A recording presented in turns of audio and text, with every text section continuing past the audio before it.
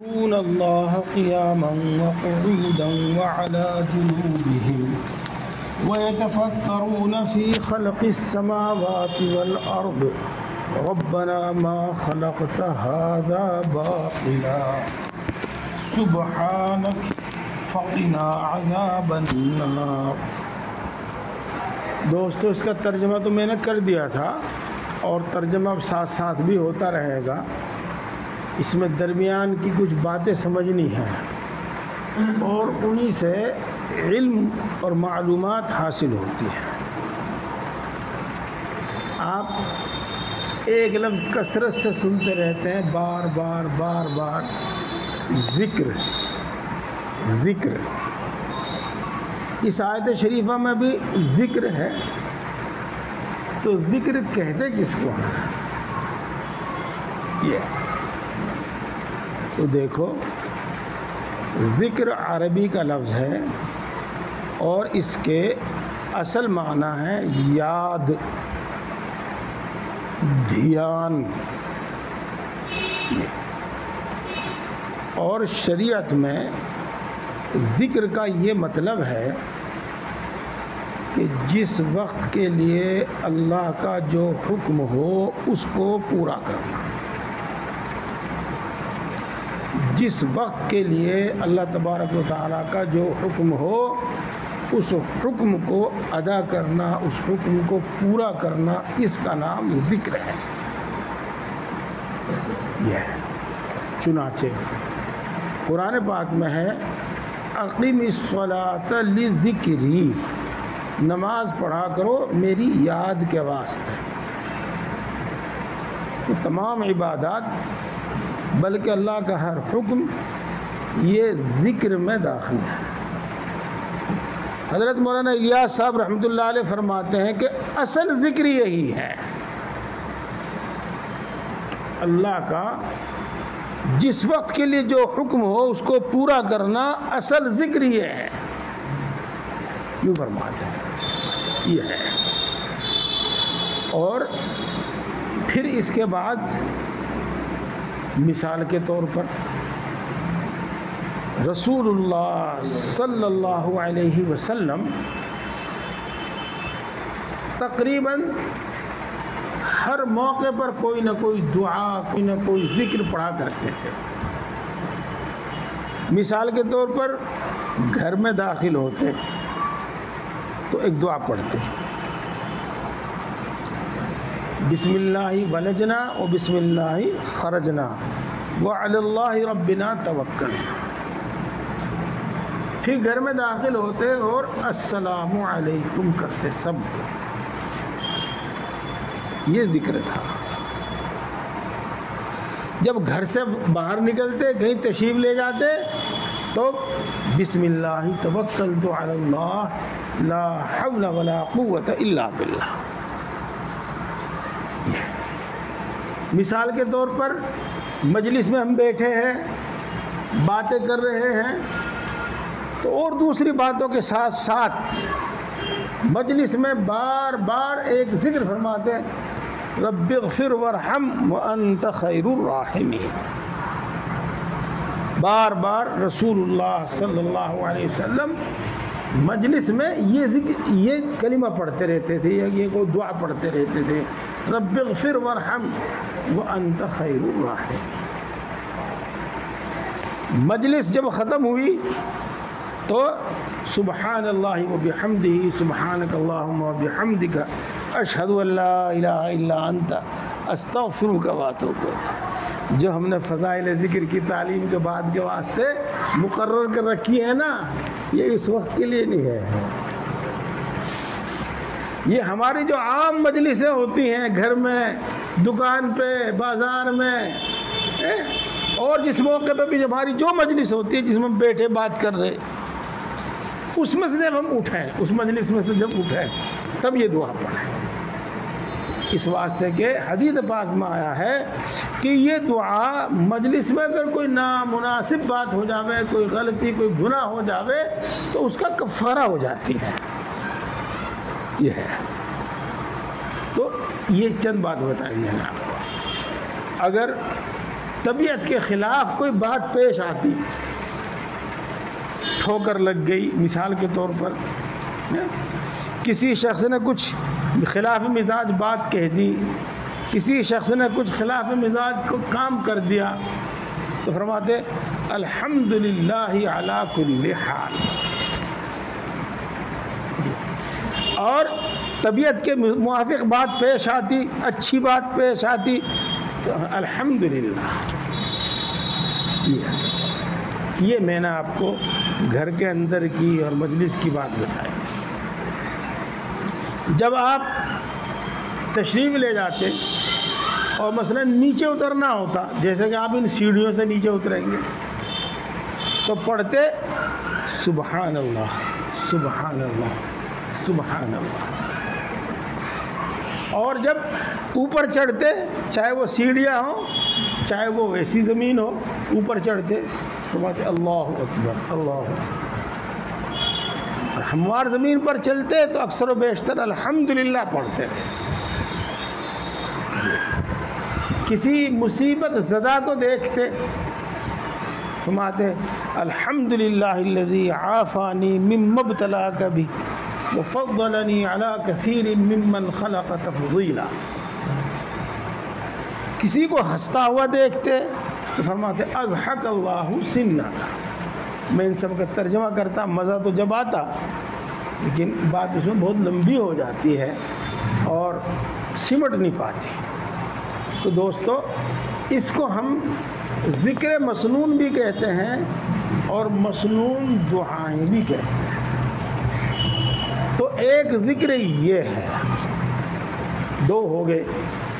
ایک تو اللہ کا حکم وقت پر ادا کرنا، اور دوسرے یہ مسنون دعائیں پڑھنا، اور تیسرے قرآن پاک کی تلاوت کرنا. قرآن پاک کی تلاوت اگرچہ اس کو ذکر میں نہیں شمار کیا جاتا، اور اللہ معاف کرے کبھی کبھی ایسی بات میں کہہ بھی دیتا ہوں اصلاح کے واسطے، جو لوگ تسبیح پڑھنے والے ہیں وہ قرآن پاک کی تلاوت کرنے والے کو گھٹیا سمجھتے ہیں، یہ اللہ کا ذکر ہی نہیں کرتے. حالانکہ قرآن پاک کی تلاوت وہ سب سے افضل ذکر ہے، سب سے افضل ذکر ہے. تو دوستو دیکھو، یہ تین قسم کی باتیں آپ کے سامنے آ رہی ہیں.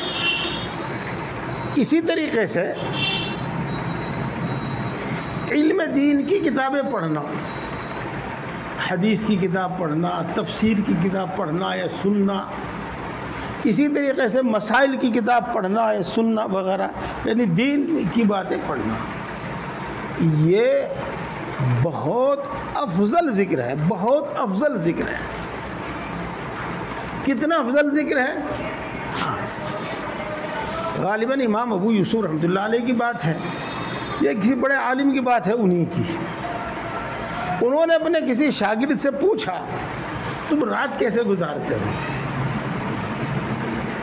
تو انہوں نے کہا جی میں آدھی رات مطالعہ دیکھتا ہوں، یعنی کتاب دیکھتا ہوں، پھر آرام کرتا ہوں اور پھر اٹھ کر نوافل پڑھتا ہوں. تو آپ نے فرمایا ان نوافل کی جگہ بھی کتاب ہی دیکھا کرو. تو علم دین پڑھنا، سننا، سیکھنا، ساری چیز اس کے اندر آ گئی. یہ افضل ترین ذکر ہے، افضل ترین ذکر ہے. دیکھو دوستو، میرا خود کا بھی یہی عمل اور میرے بڑے جو تھے ان کا بھی یہی عمل ہے. جو طلبہ تھے، طلبہ وہ بیعت ہوتے تھے تو ہم بیعت تو ان کو کر لیتے تھے لیکن ان کو ذکر نہیں کچھ بھی بتاتے تھے. تمہارے لیے ذکر یہ ہے کہ تم کتاب زیادہ سے زیادہ دیکھو، کتاب زیادہ سے زیادہ پڑھو. دوستو، اس کے بعد پھر ایک ذکر کا نمبر آتا ہے، وہ یہ کہ آدمی چلتے پھرتے اٹھتے بیٹھتے ہر حال میں کوئی نہ کوئی اللہ کا نام، کوئی نہ کوئی دعا وغیرہ پڑھتا ہے.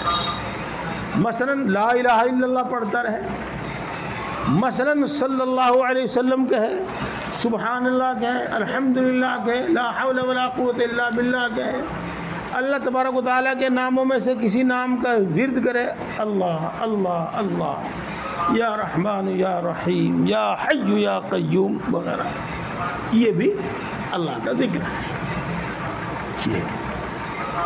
رسول اللہ صلی اللہ علیہ وسلم کا یہ عمل بھی تھا جو بالکل آخر میں نے بتایا نا آپ کو، یہ عمل بھی تھا۔ حضرت عائشہ رضی اللہ تعالی عنہا سے جب پوچھا گیا تو آپ نے فرمایا یذکر اللہ فی کل احیان، وہ اللہ کو یاد کرتے تھے ہر وقت۔ یہ پچھلے ہفتے جو عرض کیا تھا میں نے کہ کھڑے ہو کر بھی اللہ کا ذکر کرتے ہیں، بیٹھ کر بھی اللہ کا ذکر کرتے ہیں، لیٹ کر بھی اللہ کا ذکر کرتے ہیں، تو اکثر بیشتر یہ 3 حالتیں ہوتی ہیں، جس کا مطلب یہ ہوتا ہے کہ ہر حال میں اللہ کا ذکر کرتے ہیں۔ یہ بات ہوئی۔ اب اس کے بعد میں آپ کو 2 بات بتاتا ہوں۔ نمبر 1، مشہور مسئلہ ہے، اگر آدمی نماز کھڑا ہو کر نہ پڑھ سکے تو بیٹھ کر پڑھے، اور بیٹھ کر نہ پڑھ سکے تو لیٹ کر پڑھے۔ چونکہ نماز بھی ایک ذکر ہے، اور ذکر کھڑے بیٹھے لیٹے تینوں کے حالتوں میں کرنے کا حکم ہے۔ اسی آیت شریفہ سے علماء نے وہ مسئلہ نکالا ہے کہ کھڑے ہو کر نہ نماز پڑھ سکے تو بیٹھ کر، اور بیٹھ کر نہ پڑھ سکے تو لیٹ کر۔ اسی آیت شریفہ سے مسئلہ نکالا ہے۔ تو دیکھو یہ باتیں، اب ایک بات اور میں کہہ دوں، بری نہیں لگنی چاہیے، میں بری نیت سے نہیں کہہ رہا ہوں، میں اچھی نیت سے کہہ رہا ہوں۔ جی، اللہ رب العزت کا ذکر تو ہر وقت کرے، لیکن ہر وقت تسبیح لٹکائے نہ پھرے۔ یہ کوئی اچھا عمل نہیں ہے، یہ کوئی اچھا عمل نہیں ہے، بلکہ ہمارے اکابر کا جو سنت کے متبع، سنت کے پیروکار اور خلاف سنت، ہم نے ان کا کبھی کوئی عمل نہیں دیکھا، ہم نے ان کے ہاتھ میں کبھی تسبیح نہیں دیکھی۔ حضرت مولانا شاہ برالق صاحب نور اللہ مرقدہ کے ہاتھ میں کبھی میں نے تسبیح نہیں دیکھی، اور حضرت مولانا مسیح اللہ خان صاحب جلال آبادی نور اللہ مرقدہ کے ہاتھ میں ہم نے کبھی تسبیح نہیں دیکھی۔ اب معاملہ کیا تھا؟ معاملہ وہ یہ تھا کہ ان کا جو مقررہ ذکر تھا، مقررہ ذکر، عام طور سے 12 تسبیح 12 تسبیح پڑھتے ہیں، درود شریف پڑھتے ہیں، استغفار پڑھتے ہیں، وہ صبح تہجد کے وقت میں کر لیا کرتے تھے، سب جو بھی کرنا ہوتا تھا، اور اس کے بعد پھر وہ بغیر گنتی اور بغیر تعداد کے، بلکہ بغیر آواز کے اللہ کا ذکر کرتے رہتے۔ یہ بات ہو گئی۔ اب اس کے بعد ایک اگلی بات سنیے گا، زبان سے اللہ کا ذکر کرو، اور زبان سے نہیں تو دھیان سے اللہ کا ذکر کرو، اور اپنی عادت، اپنا مزاج ایسا بنا لو کہ بغیر اختیار کے، بغیر ارادے کے زبان یا دھیان اللہ کی یاد میں رہے، سوچنا نہ پڑے، ارادہ نہ کرنا پڑے، یا زبان سے یا دھیان سے، یعنی دماغ سے کہہ دو، دل سے کہہ دو، یعنی من میں یاد کرنا، وہ ہر وقت رہنا چاہیے، اور 1 منٹ اور 1 سیکنڈ کے لیے غفلت نہیں ہونی چاہیے۔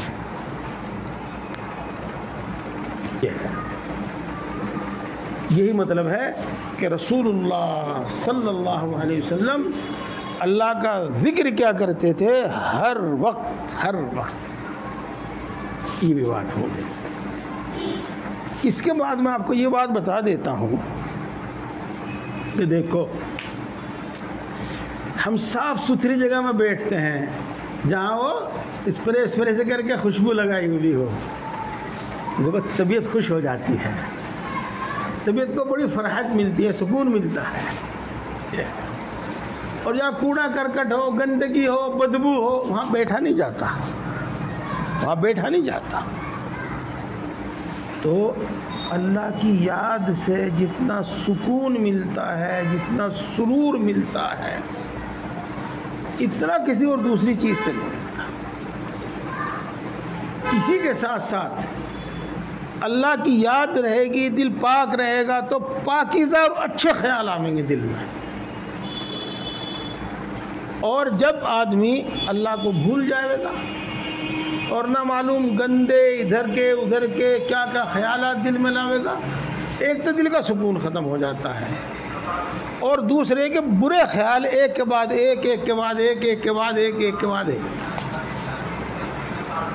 یہ ہے، اس واسطے ہر وقت اللہ کو یاد کرو۔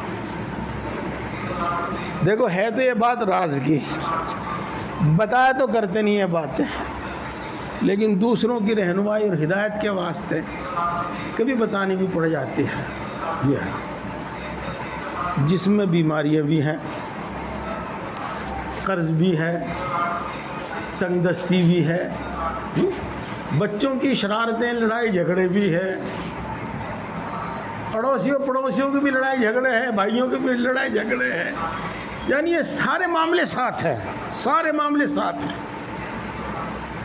لیکن جب ہم صبح کو ذکر کر لیا، تلاوت کر لی، اشراق پڑھ لیا اور جو کچھ اپنا معمول ہے وہ پورا کر لیا، تو دن بھر ان میں سے کوئی چیز یاد نہیں آتی، کوئی چیز یاد نہیں آتی۔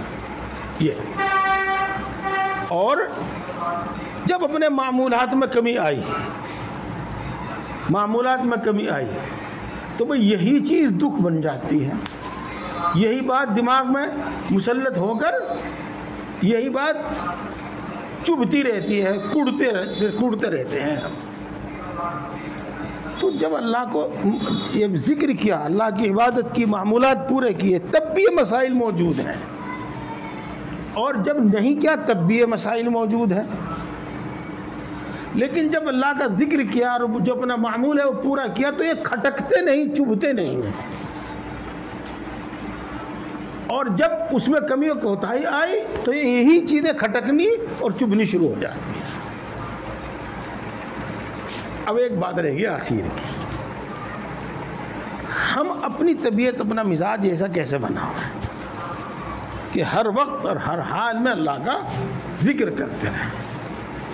تو میرے دوستو، یہ چیزیں اگر بڑی محنت کرنے کے بعد بھی حاصل ہو جاویں تو بہت غنیمت ہے، اور بغیر کچھ کیے حاصل ہو جاویں تو یہ ممکن نہیں، یہ ممکن نہیں، یہ یاد رکھنا ہے۔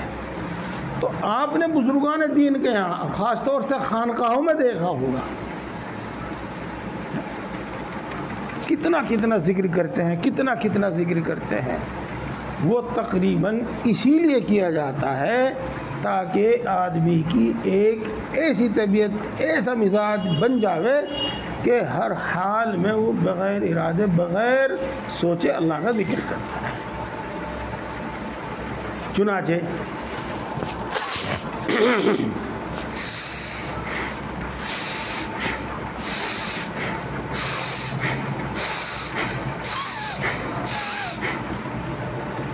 ذکر کا یہ بھی ایک طریقہ ہے،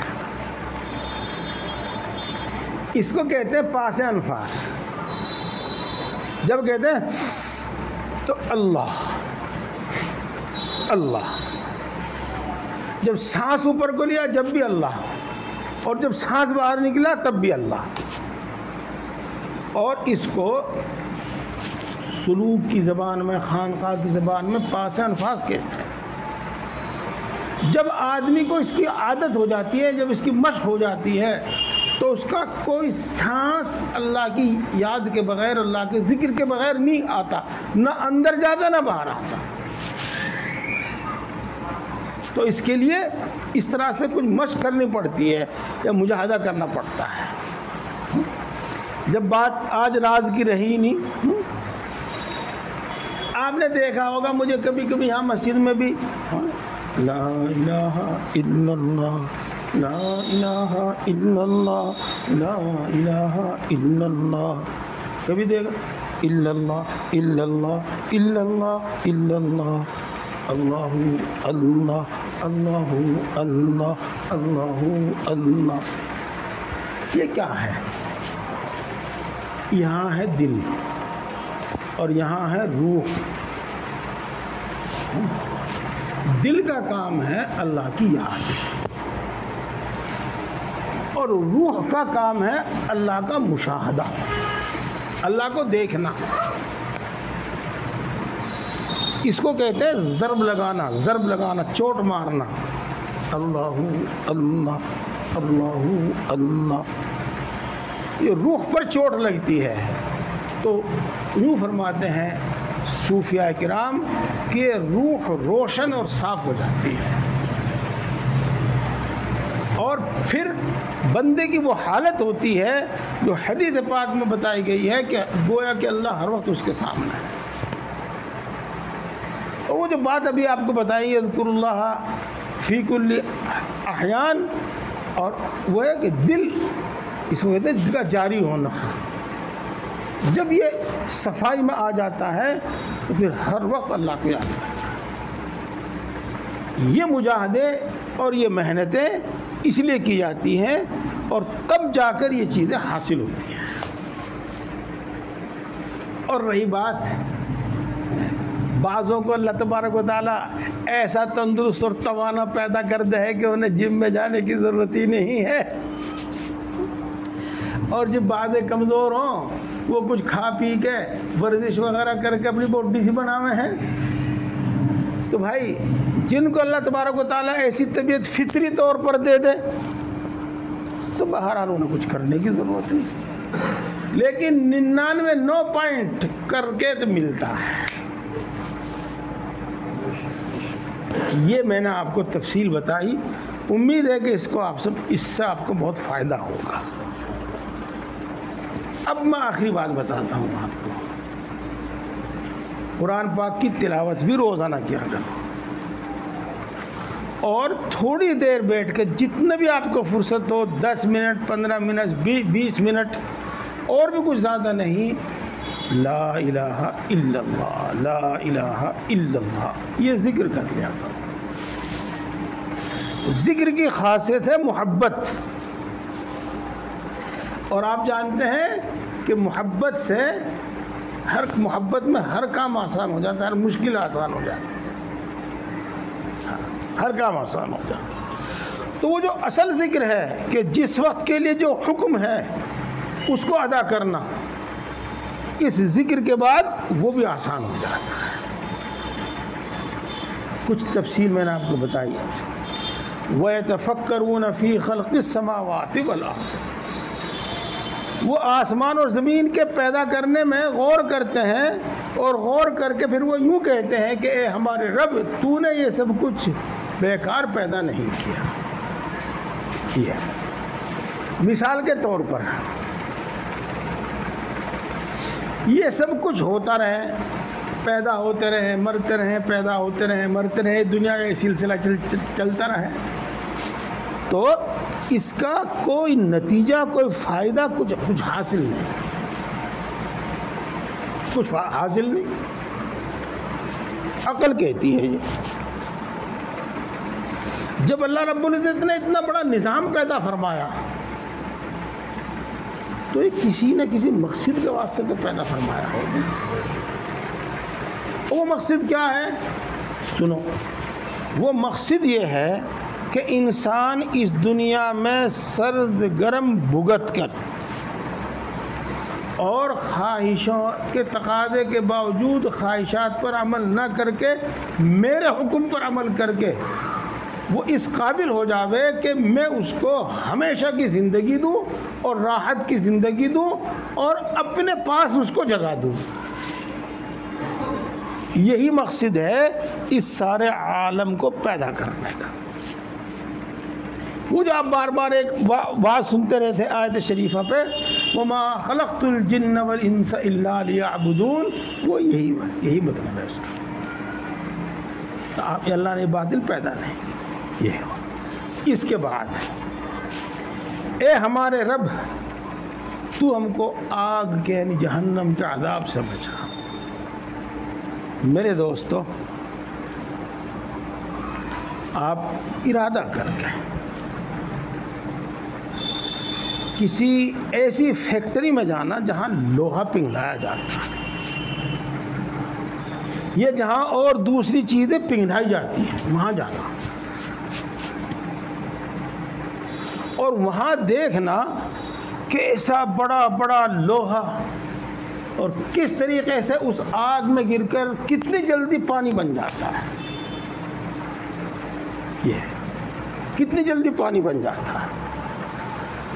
اب آپ تصور کرو، سوچو کہ اسی آگ میں، اس فیکٹری کی جو بھٹی ہے اسی آگ میں اگر انسان کو ڈال دیا جاوے تو اس کا پانی بننے میں کتنی دیر لگے گی، کتنی دیر لگے گی؟ جبکہ حدیث پاک میں یہ آیا ہے کہ جہنم کی آگ میں سے نکال کر دنیا کی آگ میں ڈال دیا جاوے تو نیند آ جاوے۔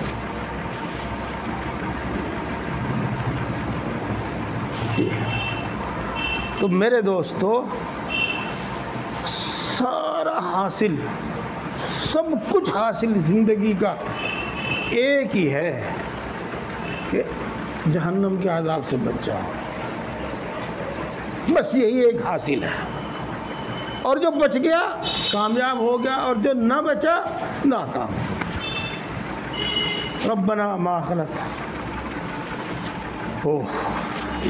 ربنا انک من تدخل النار فقد اخزیتا، اے ہمارے رب، جس نے تو نے جس کو آگ میں داخل کر دیا تو نے تو اس کو رسوا کر دیا۔ میرے دوستو،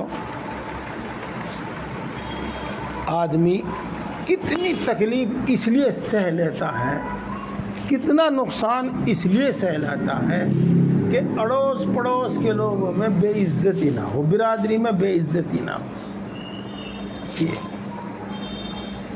تو آپ سمجھیے گا کہ اسی روئے زمین پر حساب ہوگا، میدان قیامت اسی روئے زمین پر قائم ہوگا۔ وہ اگرچہ وہاں ملک شام میں ہوگا، لیکن یہ دھرتی، یہ زمین تھوڑی پڑ جاوے گی اور لوگوں کو صرف کھڑے ہونے کی جگہ ملے گی، پھر اس کو اور اللہ میاں بڑھا کر اس اتنی کر دیں گے کہ لوگ صرف کھڑے ہو سکیں اس پر۔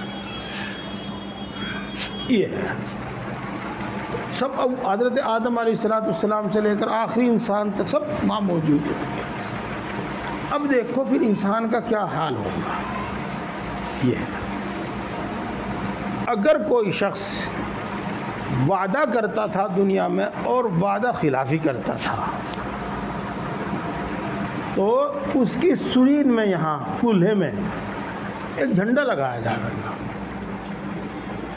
اور وہ جھنڈا اتنا اونچا ہوگا جتنا بڑا وہ غدار اور دھوکے باز تھا، اور سارے انسان اس کو دیکھیں گے اور جانیں گے کہ ہاں یہ شخص دھوکے باز اور غدار تھا۔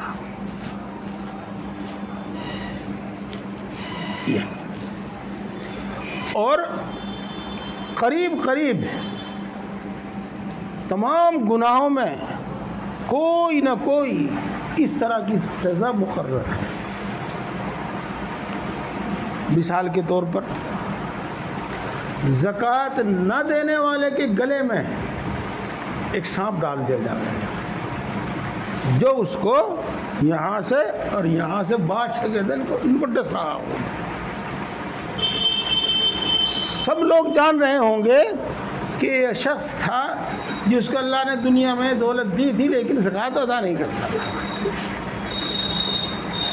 اسی طریقے سے چاہے وہ خیانت ہو، دیکھو پہلا آئی تھی ایک آیت شریفہ، کچھ ہی پہلے آئی تھی، ہاں، کہ وَمَن يَغْلُلْ يَأْتِ بِمَا غَلَّ يَوْمَ الْقِيَامَةِ، جو کوئی شخص خیانت کرے گا وہ خیانت کا مال قیامت کے دن لے کر حاضر ہوگا، وہ اور اپنی کمر پر اٹھائے پھرے گا۔ حدیث پاک میں آتا ہے کوئی اپنے کندھے پر بکری لادے پھرے گا تو کوئی اپنے کندھے پر اونٹ لادے پھرے گا، اور یہ وہ ہوں گے جن کی انہوں نے چوری کی تھی، خیانت کی تھی۔ اسی طریقے سے ایک حدیث پاک ہے، مشہور حدیث پاک، بار بار آپ نے سنی ہوگی، وہ کہ جس نے کسی کی ایک بالشت زمین بھی ناحق لے لی تو ساتوں زمین اس کے گلے میں ڈالی جائیں گی۔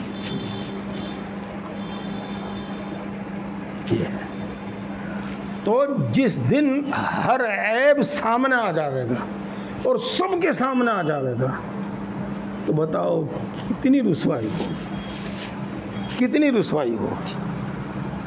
یہ ہاں، کسی کو کسی بات کی، کسی کو کسی بات کی۔ یہ شعر میں نے آپ کو پہلے بھی سنایا تھا، وہاں یاد آ گیا مجھے۔ گر تو بینی حسابم ناگزیر، از نگاہ مصطفیٰ پنہا بگیر۔ گر تو بینی حسابم ناگزیر، از نگاہ مصطفیٰ پنہا بگیر۔ اے اللہ، اگر میرا حساب لینا ہی ضروری ہو تو میرے گناہ اور میرے عیبوں کا پتہ رسول اللہ صلی اللہ علیہ وسلم کو نہ چلے۔ میرے دوستو، یہ ترجمہ ہے، یہ تھوڑی سی تفصیل ہے ذات شریفہ کی۔ ربنا انک من تدخل النار فقد اخزیتہ وما للظالمین من انصار۔ انشاءاللہ اگلی آیت اگلے ہفتے۔ بس اتنی بات میں آپ کو بتا دوں کہ آپ میں سے جو حضرات تہجد پڑھتے ہیں تو وہ اس رکوع کو یاد کر لیں۔ کہاں تک؟ جتنا میں نے پڑھ دیا ہے، وَلَا تُخْزِنَا يَوْمَ الْقِيَامَةِ إِنَّكَ لَا تُخْلِفُ الْمِيعَادَ، یہ ایک صفحہ ہے، یہ اتنا یاد کر لیں۔ رسول اللہ صلی اللہ علیہ وسلم کا عمل تھا کہ جب آپ صبح کو نماز کے لیے، تہجد کے لیے اٹھا کرتے تھے تو اس وقت آپ اس رکوع کی یہ آیتیں تلاوت فرمایا کرتے تھے روزانہ۔ اللہ تعالی ہم سب کو عمل کی توفیق دے۔ الحمدللہ۔